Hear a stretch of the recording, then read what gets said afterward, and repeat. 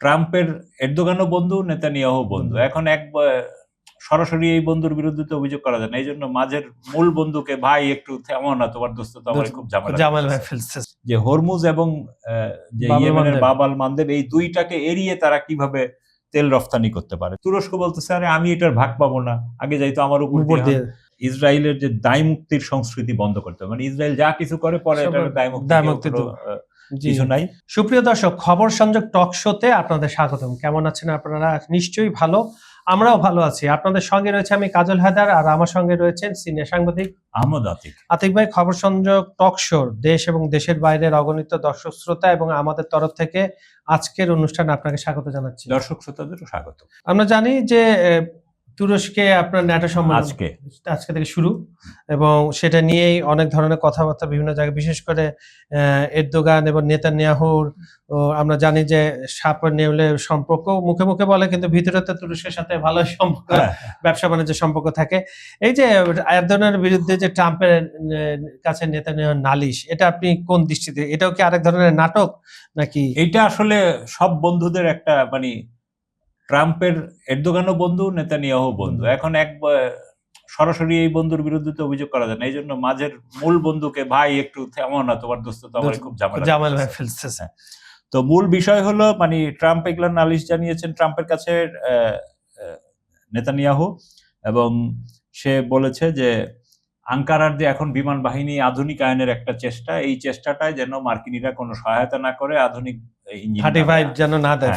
আমরা আগেই বলেছিলাম যে আসলে তুরস্ক সামরিক দিক দিয়ে হয়তো অনেক উন্নত যন্ত্রপাতি ব্যবহার করে, কিন্তু এর একটা বিমান টিমান এগুলোর মূল যে মোটর বা ম্যানুফ্যাকচারিং আপনি বলেন, সেইটা আনে কানাডা, মার্কিন যুক্তরাষ্ট্র এবং ইউরোপিয়ান দেশ থেকে। তো এই যে এখন দেখেন সময় মতো তুরস্ক যখন এর আগে রাশিয়া থেকে S-400 আকাশ প্রতিরক্ষা ব্যবস্থা, রাশিয়ার ভাষায় এটা পৃথিবীর সর্বাধুনিক, তো সেই আকাশ প্রতিরক্ষা ব্যবস্থা নেয়ার ফলে মার্কিন যুক্তরাষ্ট্র তুরস্ককে এই F-35 প্রজেক্ট থেকে বাদ করে দেয়, যেন কারণ তারা আশঙ্কা করতেছিল যে একই সাথে রাশিয়ান প্রযুক্তি এবং মার্কিন প্রযুক্তি ব্যবহার করলে রাশিয়ানদের কাছে মার্কিন প্রযুক্তির গোপন দিকগুলো হয়তো চলে যাবে, কোড টোড অনেক কিছু।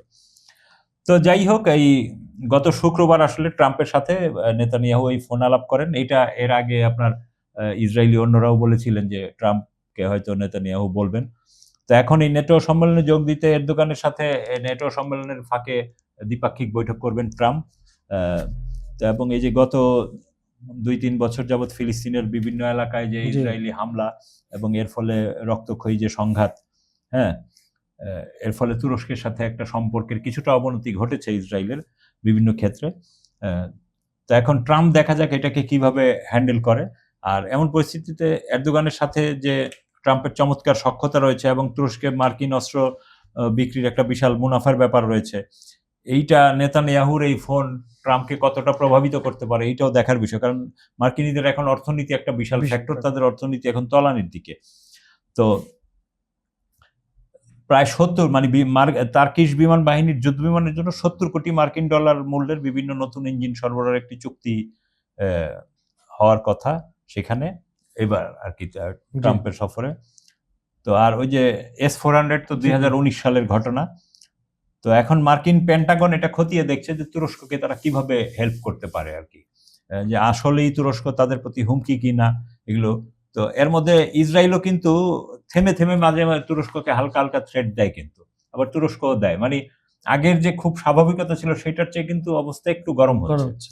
তো এই গরম হওয়ার মাঝখানে যে আপনি জানেন তুরস্কের যে পররাষ্ট্রমন্ত্রী হাকান ফিদান, ইনি আগে তুরস্কের গোয়েন্দা প্রধানও ছিলেন, এক টেলিভিশন সাক্ষাৎকারে ইসরায়েল সরকারকে মানব জাতির জন্য অসহনীয় ভোজা আখ্যা দিয়েছেন এবং দেশটির উপর কঠোর আন্তর্জাতিক নিষেধাজ্ঞার আরোপ জানান আর কি। তো নেতানিয়াহু মার্কিন প্রেসিডেন্টকে অনুরোধ করছেন তিনি যেন এরদোগানকে কিছুটা সংযমী হবেন, মানে তাদেরকে যেন এইভাবে থ্রেট না দেয় আর কি, মানসিকভাবে যেন তারা ভেঙে না পড়ে। যাই হোক, তো এইসব স্পর্শকাতর বিষয়ে হোয়াইট হাউস কিংবা ইসরায়েলের প্রধানমন্ত্রীর কার্যালয় থেকে অফিসিয়ালি কোনো মন্তব্য এখনো পাওয়া যায়নি। আর এইদিকে আরেকটা জিনিস জানেন আপনার, এই যেহেতু এখন তেলের ঝামেলা হচ্ছে, ইসরায়েল এবং ওই যে আরব রাষ্ট্রগুলো কিন্তু তারা গোপনে মিটিং, কিন্তু তাদের আবার মিটিংও অব্যাহত আছে। একদিকে যেমন তারা ইরানের সাথে কথাবার্তা বলছে, আবার নিজেরাও কিন্তু বৈঠক করতেছে যে হরমুজ এবং যে ইয়েমেনের বাব আল মানদেব, এই দুইটাকে এড়িয়ে তারা কিভাবে তেল রফতানি করতে পারে। তো এইটা এর আগেও ছিল, পাইপলাইনের মাধ্যমে কিছুটা ওইদিকে একটা বন্দর আছে বাবাল মান্দে বেরিয়ে, তো কিন্তু সেইখানেও তো আবার শুয়ে যাচ্ছে, মিশরও যে কোনো সময় হুমকি হয়ে উঠতে পারে ইসরায়েল বা তেল বাণিজ্যের জন্য। তো এবং এই অবস্থায় আপনি জানেন যে সৌদি আরবের ভিতরে যে সেই দ্বিতীয় বিশ্বযুদ্ধের সময়ের যে একটা পরিত্যক্ত রেল লাইন, যেটা তখন অটোমান সাম্রাজ্যের অধীনে ছিল তুরস্কের আন্ডারে, সেই রেল লাইনের ভগ্নাংশের উপর দিয়েই আবার নতুন রেল লাইন করার জন্য সৌদি সরকার চেষ্টা করছে এবং সেইখানেও তুরস্কের সহায়তা রয়েছে। তো এইটাতেও ইসরায়েল বেশ উষ্মা প্রকাশ করেছে এবং এটা সে হতে দিবে না, এই ধরনের একটা মনোভাব। কারণ যে কোনো ধরনের যোগাযোগ বা কমিউনিকেশন বেড়ে গেলেই তো আপনার লাভ হয়, সেটা তেল যাক বা অন্য কোনো কিছু যাক। তো এই কারণে এখন আর আপনি এই যে সবাই যেমন আমরা বলতেছিলাম যে ইসরায়েল কিন্তু সেই কথাটাই আবার বলতেছে যে সে আমরা হরমুজ বাবাল মান্দে বা সুয়েজের বাইরে দিয়ে আমরা তেল করব। যেমন আপনার সিরিয়ার সরকারের পরিবর্তন কেন? সিরিয়ার সরকার বাশার আল আসাদকে আপনি বলতেছেন স্বৈরাচার, তাহলে আরব বাদশারা কি একই? তো একই না, বরং আরো বেশি। কারণ বাশার আসাদের একটাই দোষ ছিল, সে রাশিয়াপন্থী ছিল। তো এই জন্য কিন্তু 10 বছর মানে ইসরায়েল তখন প্ল্যান করছে, ইসরায়েল বা বিশ্বের যেই মানে তেলের যে মাফিয়ারা, যেগুলো মূলত মার্কিন এবং ইউরোপ কেন্দ্রিক, ব্রিটেন কেন্দ্রিক, তারা প্ল্যান করেছিল এই যে মধ্যপ্রাচ্যের এই তেলগুলা এগুলো ইরাকের উপর দিয়ে তুরস্ক হয়ে রফতানি করবে। তুরস্ক সেই ক্ষেত্রে কিছুটা রাজিও আছে, কিন্তু মাঝখানে আবার সিরিয়া। এরপরে চিন্তা করলো যে না, তুরস্ক যেহেতু ঝামেলা করতে পারে তাহলে সিরিয়ার উপর দিয়ে, এই জন্য কিন্তু তারা মূলত বাশার আল আসাদকে ক্ষমতা থেকে সরেছে। মানে ইসলাম এগুলো সব বোগাস, মূলত হলো তেল বাণিজ্য। তো এইটাতে বাশার আল আসাদকে সরাইতে তারা 10 বছর লেগেছে, যুদ্ধ করতে হয়েছে।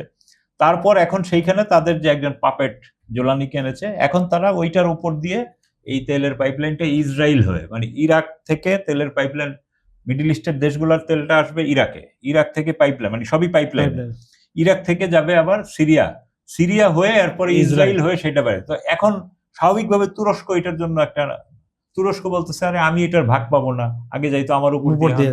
তো এখন কিন্তু এই কারণেই যে কুর্দির সমস্যাটাও কিন্তু কুর্দিরাও বুঝে না, আর যারা বুঝে তারা কথা বলে না। কুর্দি সমস্যা মূলত এই তেলের সংকটের কারণেই কিন্তু জিয়ে রেখেছে, কিন্তু একটা জাতি তাদেরকে বোঝানো হচ্ছে তারা স্বাধীনতার আশা পাচ্ছে ইত্যাদি ইত্যাদি। তো এই হলো ওদের এই দিকের অবস্থা। আচ্ছা, এদিকে আবার নেতানিয়াহুর উপর দেখলাম যে নিষেধাজ্ঞা আছে যুক্তরাজ্য সরকারের কাছে 71 আইন প্রণেতার চিঠি। আচ্ছা, এই তো স্বাভাবিক, আমরা ব্রিটেনে সবসময়ই দেখেছি যে ফিলিস্তিনিদের পক্ষে সেইখানের সংসদের আইন প্রণেতারা অনেক কাজ করে এবং তারা স্বাভাবিকভাবে বাইরেও অনেক প্রসেশন করে। তো এখন সর্বশেষ তাদের যে 71 জন সংসদ সদস্য ও পিআর, তারা গত সপ্তাহে যুক্তরাষ্ট্রের পররাষ্ট্র সচিব ইভেট কুপারের কাছে একটি চিঠি পাঠিয়েছেন। সেখানে তাদের মূল বিষয়টাই হলো যে ফিলিস্তিনের বেসামরিক নাগরিকদের বিরুদ্ধে মানবাধিকার লঙ্ঘনের অভিযোগে ইসরায়েলি প্রধানমন্ত্রী নেতানিয়াহু ও বিচারমন্ত্রী ইয়ারিভ লেভিনের উপর নিষেধাজ্ঞা আরোপের আহ্বান।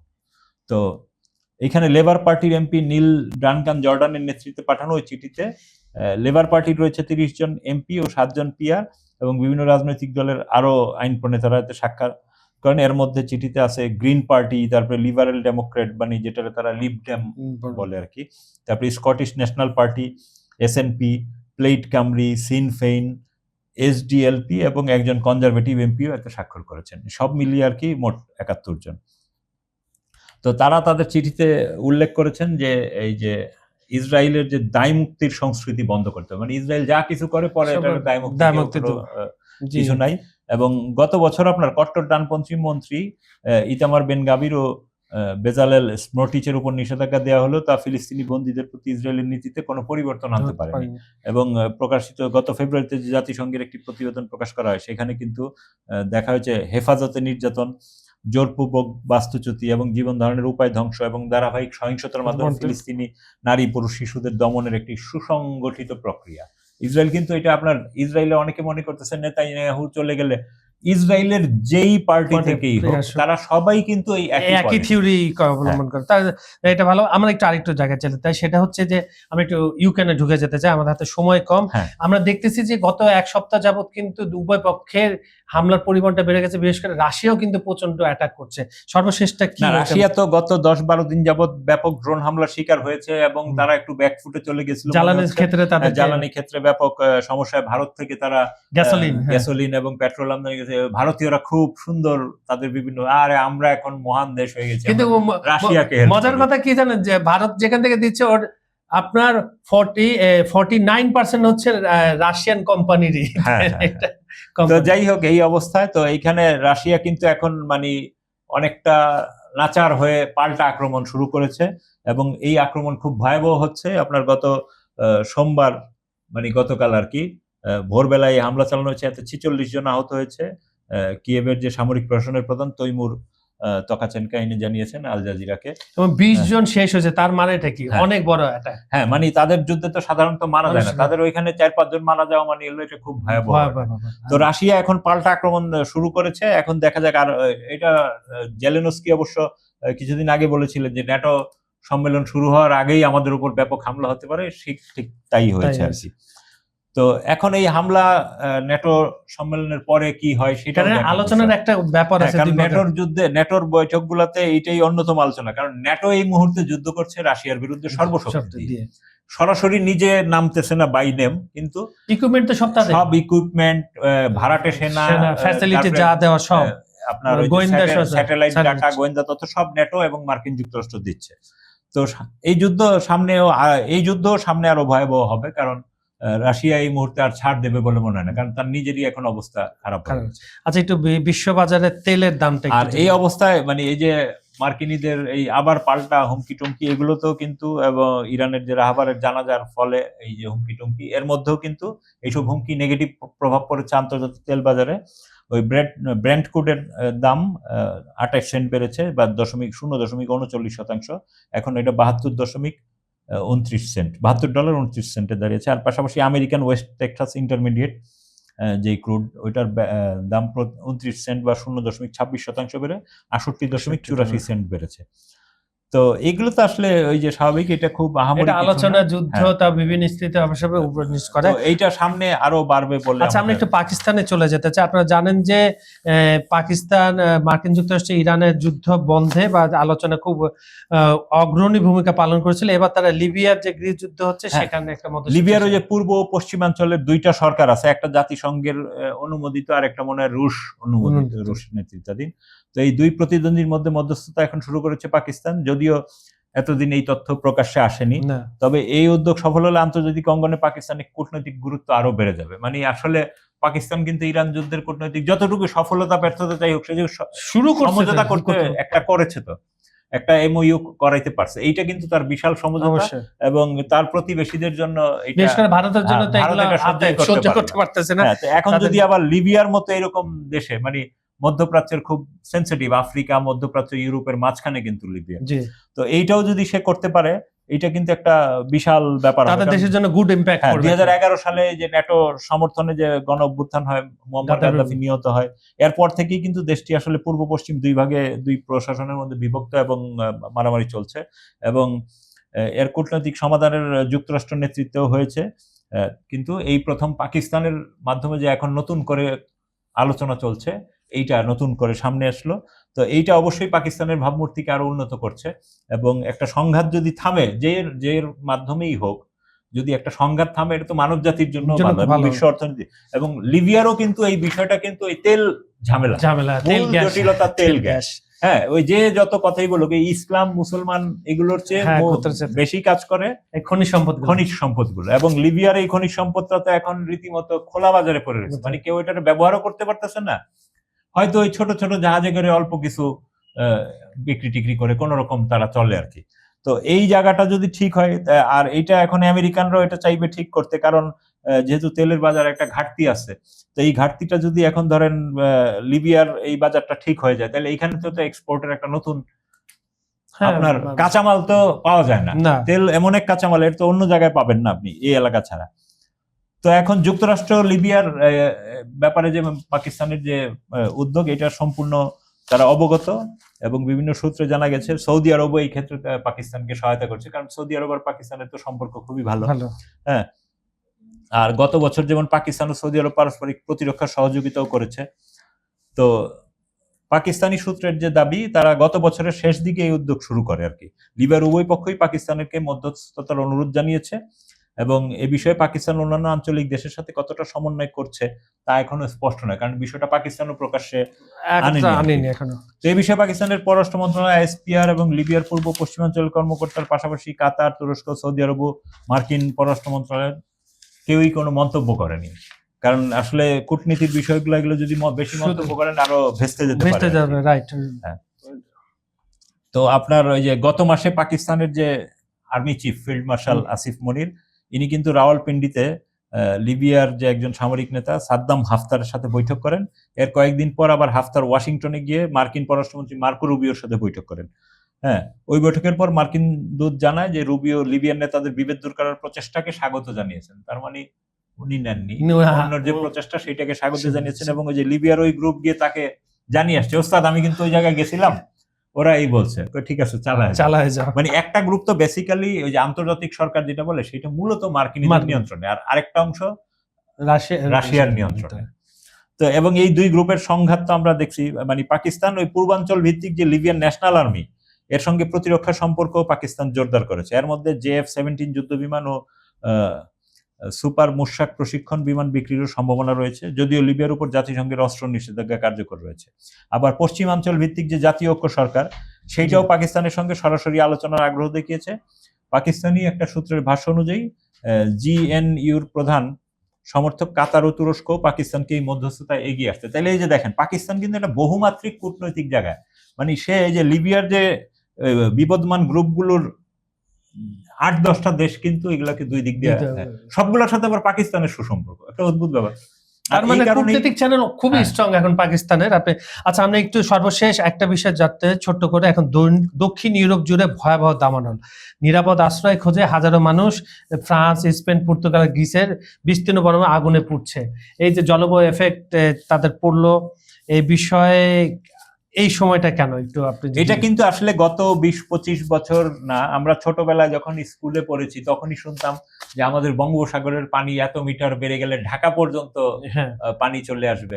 তা আমাদের এইখানে এটা ঘটেনি, কিন্তু বিশ্বব্যাপী এই আলোচনাটা গত 40-50 বছর যাবত চলছে যে মানুষ কিন্তু আমরা প্রকৃতিকে ধ্বংস করে ফেলছি, এবং আমরা নিজেদের কারণেই, আমরা হয় প্রযুক্তি ব্যবহারের কারণে, যেমন আপনি ফ্রান্সে এই দাবানলের কারণেও আমরা প্রথম জানতে পারলাম ওদের মাত্র 14% মানুষ এসি ব্যবহার করে। ওদের তো সবারই এই সামর্থ্য আছে ব্যাংক লোন নিয়ে, কিন্তু তারা এটা কেন করে না? পরিবেশের এসি থেকে যে গ্যাসটা নির্গত হয় এটা পরিবেশের জন্য খুবই ক্ষতিকর। এরপরে আবার আপনার শিল্পায়নের কারণে এই বায়ুমণ্ডলে ক্ষতি হচ্ছে, এবং মানুষ পাহাড় কাটছে, নদী ভরাট করছে, নদীর জল বিষাক্ত করছে। যেমন আপনি ইরাকের যে আয়াতুল্লাহ সিস্তানি গত সপ্তাহে উনি ফতোয়া দিয়েছেন যে কোন রকম প্রাকৃতিক জলাধারায়, পুকুরে, সাগরে এগুলোতে মানব সৃষ্ট বর্জ্য, প্রস্রাব, পায়খানা, কোন রকম পয় নিষ্কাশন বা দূষিত পদার্থ ফেলা ইসলামে হারাম। আর আমাদের বাংলাদেশে বুড়িগঙ্গা তো শেষ করে ফেলছে। বুড়িগঙ্গা কেন, আপনি মফস্বলের সেই চিপাগলির নদীতেও গিয়ে এখন নদীর পানিতে হাত দিলে দেখবেন পানিতে তিতা গন্ধ আছে, পলিথিন ভাসতেছে ভিতরে। আর আমাদের মানুষদের কালচারই হলো নদীতে টয়লেট করা। তো তার মানে আপনি ইসলাম বিরোধী কাজ করতেছেন। আল্লাহ আপনাকে যেটা দিছে বা সৃষ্টিকর্তা যেই জিনিসটা দিছে ওইটা আপনার জীবন ধারণের জন্য, সেইটাকে আপনি নষ্ট করে ফেলছেন। তো আপনার জীবন তো কন্টামিনেটেড হবেই, আপনি পরিবেশ ধ্বংস করছেন। তো সেইটার ফল ইউরোপের মানুষরাই এক সময় গত 200 বছর যাবৎ পৃথিবীর বিভিন্ন দেশে এই নষ্টগুলা করতেছে। কইরা এখন তারাই এখন এর ফল ভোগ করতেছে। যেখানে সারাদিন শীতে থাকার কথা, তাদের এখন টেম্পারেচার কোনো জায়গায় 37 ক্রস করে যায়। এর মানেটা কি?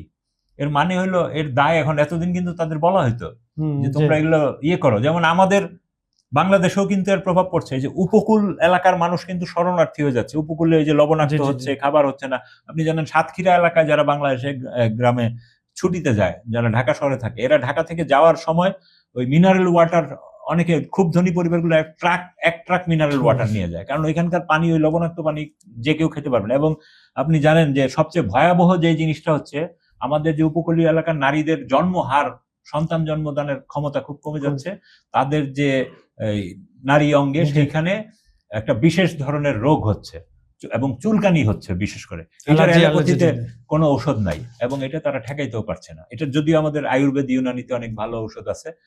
তো এই জিনিসগুলো তো সরকারের নজর দেওয়া উচিত। শুধু যে বৈশ্বিক জলবায়ু প্রভাব এইটা না, এবং এইসব প্রভাব এখন যে আপনার স্পেনের যে কাতালোনিয়ার যে সংরক্ষিত বনাঞ্চল, এর বড় একটা অংশ আগুনে জ্বলে যাচ্ছে। হ্যাঁ, তারপর পর্তুগালের মধ্যাঞ্চলে ভৌজিলা এলাকায় গত কয়েকদিন ধরে আগুন জ্বলতে দেখা গেছে, সেখানে 13,000 হেক্টর পুড়ে গেছে বন। হ্যাঁ, তো আগুনের পাশাপাশি স্পেন, ইটালিও এখানে সহায়তা করেছে, কিন্তু গ্রিসেও দাবানলের বিস্তার অব্যাহত। তো পুরো ইউরোপ জুড়েই, মানে আর ইউরোপে তো মানুষও কম, মানুষ কম হইলে কি, এখানে ক্ষতিটা হইলে কিন্তু ক্ষতিটা হয় বেশি। রাইট, জ্বলতেই থাকে। জ্বলতেই থাকে। তো আচ্ছা, এর পাশাপাশি আমরা আরেকটা জিনিস আলোচনায় ইদানিং চলে আসছে, যে আমরা স্টারলিংকের যে ডক্টর ইউনূসের আমলে আমাদের এখানে যে স্যাটেলাইট দিয়ে গেছে, এইটা কিন্তু আমাদের জনগণ 1%ও ব্যবহার করে না, কারণ এটা সাধারণ মানুষের ব্যবহারের উপযোগী নয়, খুবই হাই কস্টলি। হ্যাঁ, এটা ইন্ডাস্ট্রিয়াল বা অন্যান্য, কিন্তু এর মাধ্যমে মূলত হলো তারা আমাদের এখানকার সব ডাটা আমরা কে কি করছি নজরদারি করার জন্য। এবং এই যে আপনি এই স্টারলিংকের সাথে আপনার ভারতের যে 7 সিস্টার্স এর এই ঘটনাবলী, এগুলা কিন্তু যুক্ত, ওইখানে তারা কিছুটা হেল্প পাবে এগুলো দিয়ে। যেমন আপনি এটা সাম্প্রতিক দেখেছেন, ইউক্রেনে স্টারলিংক হেল্পের কারণেই তারা এগুলো করতে পারছে। ইরানেও তারা চেষ্টা করছে, যদিও ইরান প্রযুক্তিগতভাবে এটাকে প্রতিরোধ করতে পারছে, কিন্তু আমরা কিন্তু এটা পারবো না। এবং কিছুদিন আগে যেমন মিয়ানমারের একজন উচ্চ পর্যায়ের মন্ত্রী ভারতে সফর করেছেন, এবং সেই সফরের পরেই কিন্তু আপনি দেখেন আমাদের টেকনাফ সীমান্তে এসে কিন্তু মিয়ানমারের সরকার বিমান হামলা করছে। এইটা নতুন করে আমাদের দেশে আবার প্রবলেম তৈরি করার চেষ্টা কিনা, এখনই ব্যবস্থা নিতে হবে বাংলাদেশ সরকারকে।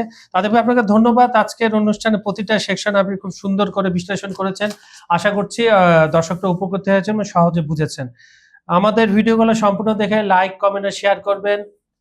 আর পৃথিবীর কোন প্রান্ত থেকে আমাদের অনুষ্ঠানটা দেখছেন, দেশের নাম, আপনার জায়গার নাম, আপনার নিজের নামটা আমাদের কমেন্ট সেকশনে জানিয়ে দিন না। জিওপলিটিক্যাল যে কোনো বিষয় আপনারা যদি জানতে চান, সাবজেক্টটা আমাদের মেইল করেন বা কমেন্ট সেকশনে লিখে দেন, আমরা সে বিষয়ে আলাপ আলোচনা করব। বিজ্ঞাপন ও প্রমোশনের জন্য ডেসক্রিপশনে কিছু নাম্বার দেওয়া আছে, সেখানে আপনারা যোগাযোগ করতে পারেন। এবার আজকের মতো অনুষ্ঠানটা এখানে শেষ করছি। সবাই ভালো থাকবেন, সুস্থ থাকবেন। আগামীকাল আবার দেখা হবে একই চ্যানেলে একই সময়। ধন্যবাদ সবাইকে।